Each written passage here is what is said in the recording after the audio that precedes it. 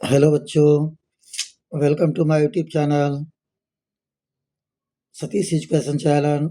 आज बच्चों मैं आपको हिंदी व्याकरण के संधि विच्छेद के बारे में बताऊंगा।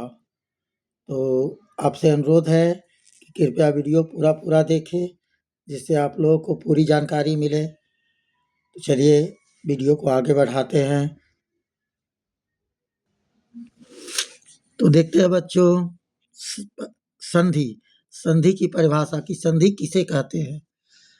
तो संधि दो वर्णों के मेल से उत्पन्न विकार को, यानी जो दो वर्णों के मेल से जो रूप परिवर्तन होकर नया वर्ड आता है, नई शब्द आता है, उसे हम संधि कहते हैं। दो वर्णों के मेल से उत्पन्न विकार को संधि कहते हैं। जैसे वाक प्लस इस मिलकर बना वागीस। इसमें क्या क्या का संधि हुई है? तो वाक शब्द में क की संधि हुई और इसका ई अक्षर मिल करके क और ई मिलके गी बन गया, तो यह शब्द बना नया शब्द वागीस।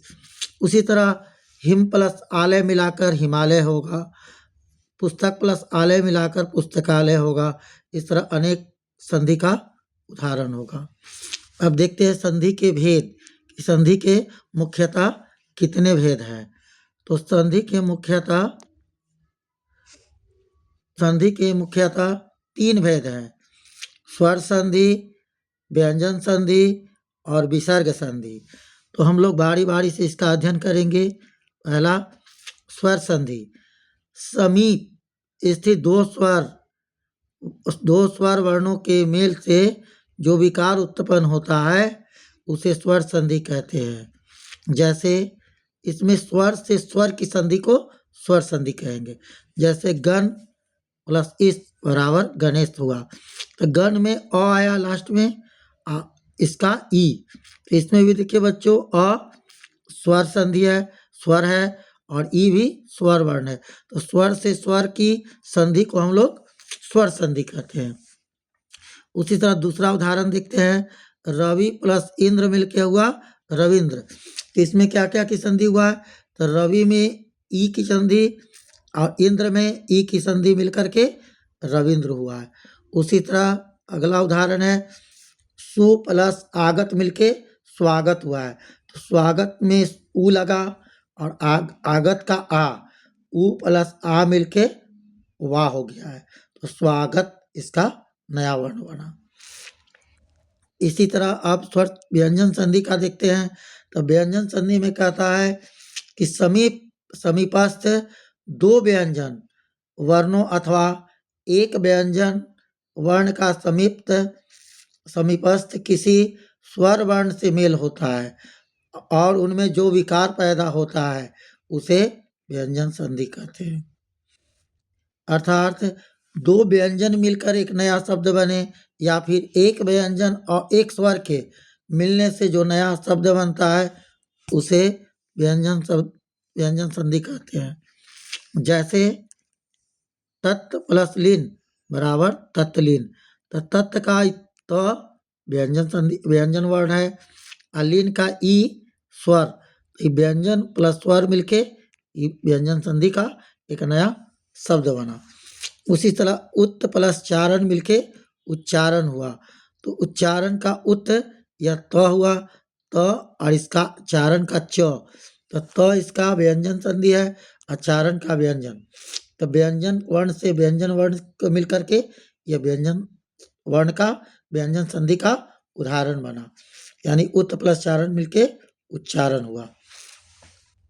तीसरा देखते हैं इसका परिभाषा, विसर्ग संधि।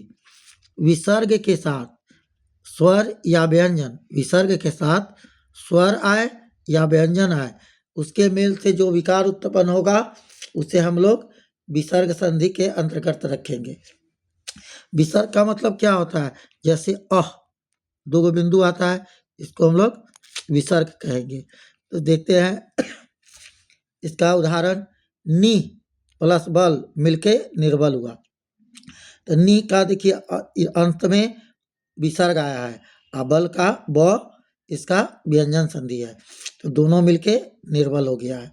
उसी तरह नि प्लस मल मिलके निर्मल हो गया है।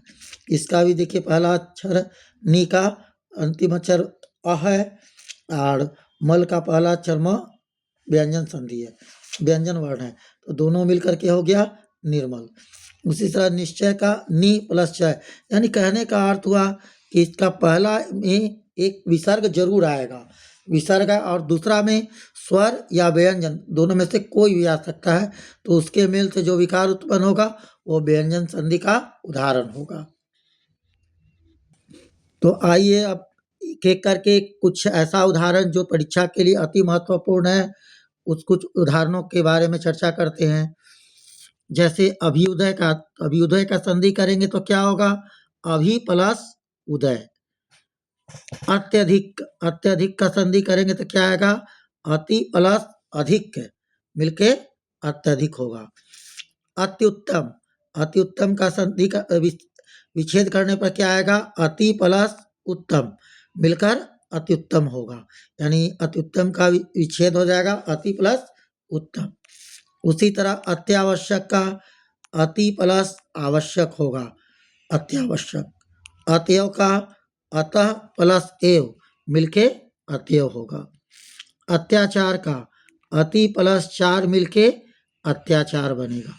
इत्यादि का इति प्लस आदि मिलके इत्यादि।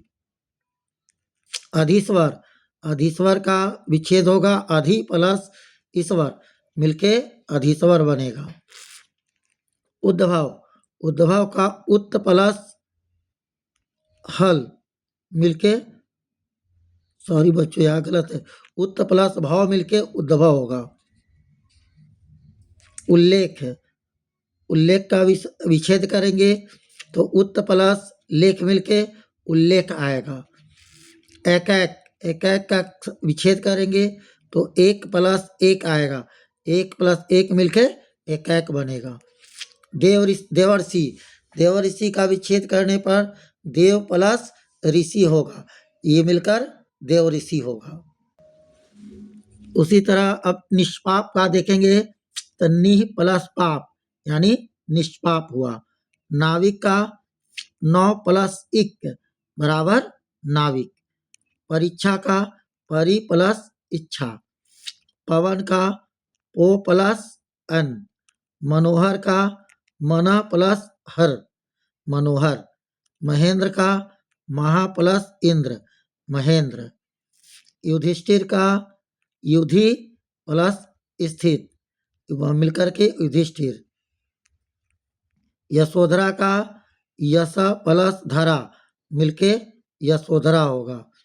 विद्यालय का विद्या प्लस आलय मिलकर विद्यालय होगा। वागीश का वाक प्लस इस मिलकर वागीश होगा। सज्जन का सत प्लस जन मिलकर सज्जन होगा। तो आज हम लोग ने ये कुछ एग्जाम्पल संधि विच्छेद का महत्वपूर्ण उदाहरण देखे और संधि विच्छेद की परिभाषा। आशा करते हैं कि ये वीडियो आप लोगों के लिए बहुत लाभदायक सिद्ध होगा। अगर वीडियो अच्छा लगे तो कृपया लाइक शेयर और सब्सक्राइब जरूर करें। धन्यवाद। जय हिंद।